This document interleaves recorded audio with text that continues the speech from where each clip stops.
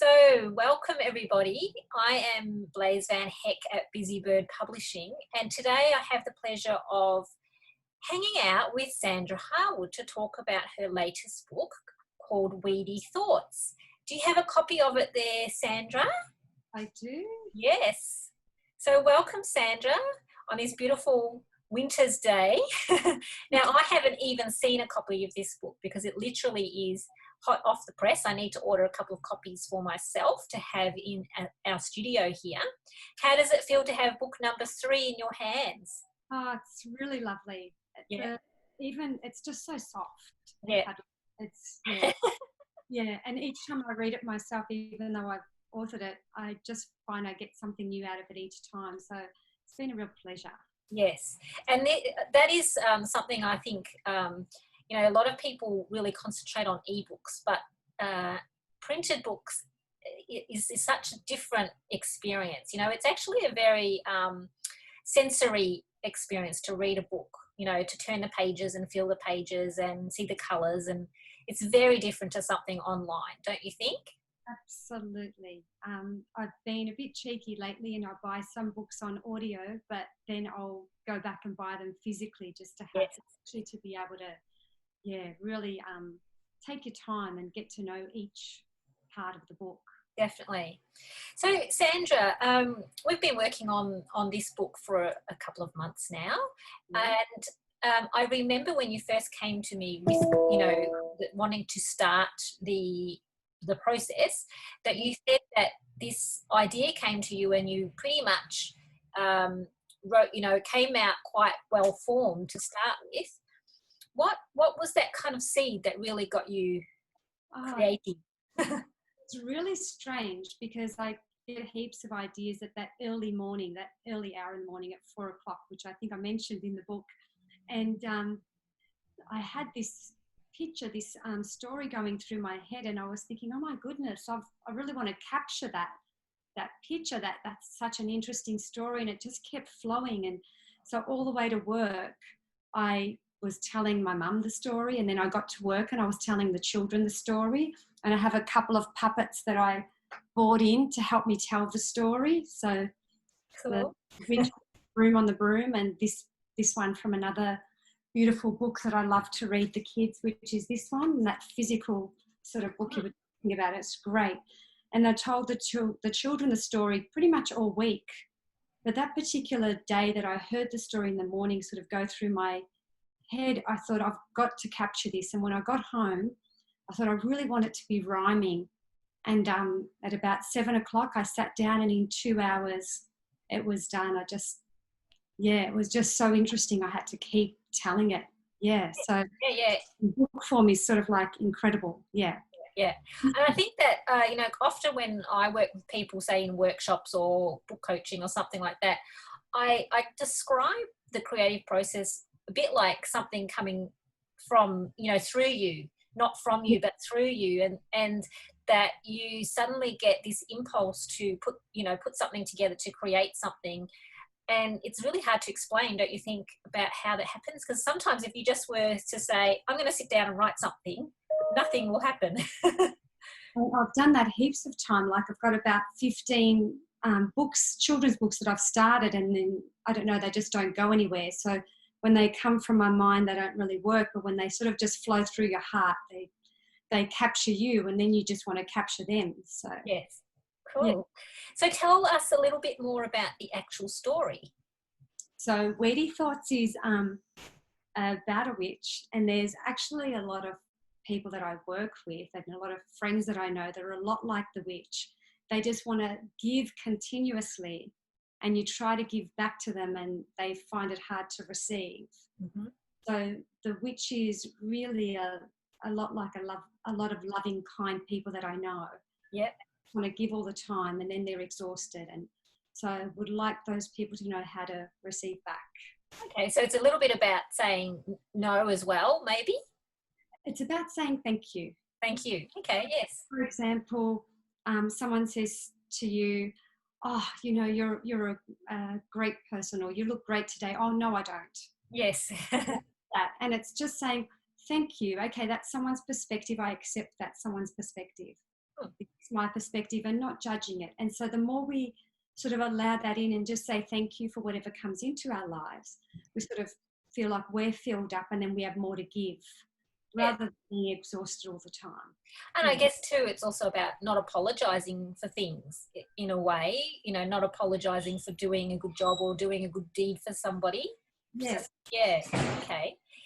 And so this is obviously a picture book for children, but I actually think children and adults are going to get a lot out of it. Yes. Have you shown your kids this book yet?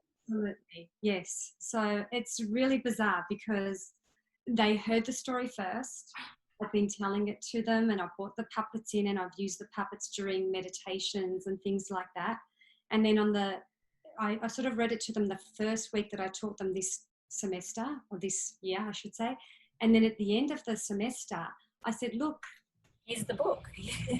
and they're sort of nodding at me. And until I get to the last page where I show them, you know, the picture of myself and the illustrator, they sort of then really get it. Oh my goodness, you actually did it. Yeah. And it's very different to see the concept come together into a finished form. And when the children say, how did you make it? I think they imagine that I went home and pasted it together. Yeah. Trying to explain, you know, you need to go to a publisher and things like that. Yeah, it's That's pretty awesome. cool. So you just mentioned the illustrator. Tell us a bit about the illustrator. It was beautiful the way that I got to meet her, because as I was saying, that week I was telling friends about the story all week. And I told one particular girlfriend, Stella, hi Stella, and she said, I've got the perfect illustrator for you. I said, oh, great, well, introduce me. And so I met Margaret. And then another friend said that she had an illustrator as well. So she's going to be used for the second book, and that's Audrey. So Margaret is 82 years old. She's just turned 83. She hasn't had art schooling or anything like that. She draws and paints just for fun. She's illustrated her own books. So I've read a couple of her books as well. And yeah, she's authored them too, but not published them like this. So she's That's really fantastic. So is this her first publication?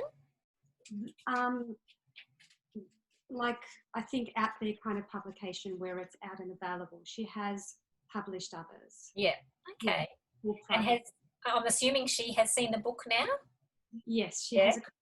And she was really excited, and her daughter's so proud of her. So yeah, that's fantastic. Maybe show us a couple of the images. I would love inside it. This, I'll show you my favourite first. This one here, that's gorgeous. Have that put up on the wall somewhere. It's just beautiful. And I love the way that she did these illustrations. She was like within 3 weeks. I handed her a copy of the story, and then she produced one picture and then gave it to me. And I think the first picture might have been one of these ones where the witch is looking a little bit dazed and confused and so forth, and the witch is really, really shy. And then later on, I sort of asked her to add in this sort of sparkly bits. That's gorgeous. The witch is, you know, just really confused, and when you're heavy with lots of weedy thoughts, you know, of course you don't look your best. Yes. And then once, you know, you sort of relieve yourself of those thoughts. And the funny thing about a weedy thought is you can't quite pull it out if you argue with it. It's like, yes, I am. No, I'm not. Yes, I am. No. So the bird in the book doesn't really tell her what to think. He asks her questions. So you're sort of digging the dirt around the weed, and then the weed will come out easily. Yeah. I think that's what's fantastic about picture books for kids, is that it invites them to ask questions. And you have some questions in the back, you know, for discussion.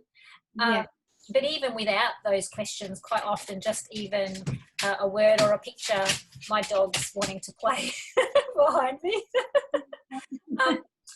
The great thing is, you know, especially when you have some gorgeous pictures and some interesting rhymes, that it kind of invites the children to enjoy the story, but also when the the educator or parent or whoever is reading the story to the kids, that's where they can actually start some conversations. Well, you make a really good point there. And at the back of the 2 children's books that I've got, I always have some questions and so forth for the parents. And although they are picture storybooks, the influences that have come from it, so, you know, you study yourself. And as you know, I had a stillborn daughter. That got me onto the quest of reading outside what I would normally read. Yep. Nonviolent Communication by Marshall Rosenberg. This guy here, Being You, Changing the World, that was a huge inspiration for Weedy Thoughts and the questions that are in there. The Whole Brain Child by Daniel Siegel. Words Can Change Your Brain. And of course, Eckhart Tolle, one of my and Michael Singer, who I don't have a physical copy of his book, but I read the adult books and I sort of fill my own cup, make sure that I'm taking everything in. And then what goes into the books is sort of sound. You can be yourself and ask yourself questions to find out more about yourself. The more you are, I believe, the more you are, the more you give to yourself and those around you. The less me I am, the less I can give. Yes. We're unique and we give in unique ways. So it's honouring the uniqueness in each other, and that's what Weedy Thoughts is about. That's great. So obviously books for you have been really helpful in healing a lot of stuff for you in your life and helped you with your growth. Yes. Yeah. So the first book that I wrote, which is not published for selling, I just published 15 copies for myself and my family. When I lost my stillborn daughter, I wrote heaps of poems and things, and I created 15 books and gave them to people, and that helped me to process. What I discovered is when I processed all my grief and I sat there and was brave enough to look grief in the face, there was just heaps of love on the other side. And I thought, oh, wow, this is like lifetimes of love. I can give it to this child who's here. What else can I do with it? I can pay it forward. I can give it to my students and my family and friends and whoever I meet. And so then I just sort of spill that love everywhere I go. And I imagine wherever she is, then, you know, she'll feel loved. That's just my imagination, make me feel good. So, So books can be healing, but the writing can be healing. Like the creative stuff can also be really helpful, can't it? It's like the chicken or the egg, which came first, you know, reading this guy. Really, I think I listened to everything that he had, got me through my grief, got me writing. And then all of the things that I was reading, I thought, oh, I want to pay this forward. How do I pay it forward in a way that people could hear it? And by acknowledging the people on the back of the book, you know, that sort of helps to spread their message as well. That helped me. So you're sort of nurturing yourself and nurturing each other. Yeah, that's really a two-way, you know, hand-in-hand kind of relationship. Yeah. Absolutely. So this is your third book. Do you want to tell us a little bit about your other books, the first 2 books? Yeah, sure. The first one was probably, it was all those adult sort of books that I read to heal myself. I thought I'd really love to put that information in a way where it just starts someone sort of thinking about looking into yourself and what is beautiful about you, what is good about you, what is kind about you, and sort of being more kind to ourselves. I don't know if it's just me, but a lot of us have been taught to give until you're completely spent, and then you're ill or you're unwell, and then you've got nothing to give and things sort of go wrong. So if you sort of capture any moment during the day and create mindfulness, just using language, it's things like instead of giving yourself a hard time, you say, okay, well, this isn't working. What else could I do? What else is possible? And giving yourself a little break in between. So that's what that book is all about. Yeah, it's great. And each moment is based on a true story between my sister and I. And when we were growing up, we both had a unique way of being. And I was very fixated that everything had to be a certain way. So this book sort of helped me to explore that. But there's actually, this book is really thanks to a young girl who was 7 years old, who I was teaching in 2005. and I was telling her about my sister and I and how different we were, and she gave me a solution. And I thought, oh my goodness, I wish I knew that when I was like 7 or 8. Like that could have been. Smart kid. So well, this book is thanks to her. Yeah. Because the solution, it all sort of came along with the mindfulness that I do. So I was really grateful. So this is a good book for siblings, and also to help parents, just show them how to create a space of listening without judging, without looking for right or wrong, just listening for what's going to make everyone stronger, bringing out the best of all of us. So great. Yeah. And that one's called Each Moment. And so now you have a 4th book in the works. Yes. No rest for Sandra. that book came, I actually did this thing, it's called a bars class, and I've been doing a lot of natural sort of therapy stuff, energy healing stuff, just for myself to sort of get stronger. And life gets pretty hard. I'm now 51 and there's lots of things that we're facing at the moment. So this has really helped me. So I've done emotional freedom tapping, another one, Reiki, and many more. And Access Bars was the latest one. But I find my head is so clear that, I'd written one book on the Tuesday, and then on the Friday I woke up and this other story came to me, and it's called School of Boring. And it was just sort of listening to teachers and listening to students and the way everyone sort of functions, and then having all these new ideas, especially, thanks to Access Consciousness and all that sort of thing. The story just came to me, and I literally got up at 5 o'clock in the morning, and by 7 o'clock the story was written. It was done. So it's been really fun. And so now I'm just trying to create programs and things like that so that I can sort of tease out the book, because each of the books have got so many more places they could go. So I look forward to doing that. That's fantastic. Now, you were telling me the other day about an idea you have for a group. Are you ready to talk about that, or is it too early? I am ready to talk about it. I'm actually probably as shy as the witch in Weedy Thoughts. She's probably a lot like me.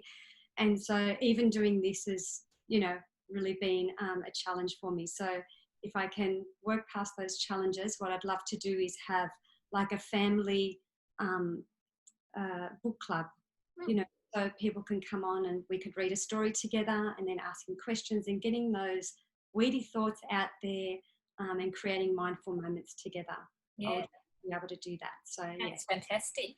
So will this be an online thing and maybe an in-person thing later on? Or absolutely, I'd love to start it as online, especially at the moment. Don't have much choice, which is great in some ways, because people get to be at home with their children, which is nice. But I think there's not really much stuff out there. There's things for kids and there's things for parents, but things to just really bring families together. I really think we need that at the moment. Yeah, sounds great. Thank you. Okay, well, I don't know if you're going to be able to have an official launch for Weedy Thoughts. So this is kind of like the first interview.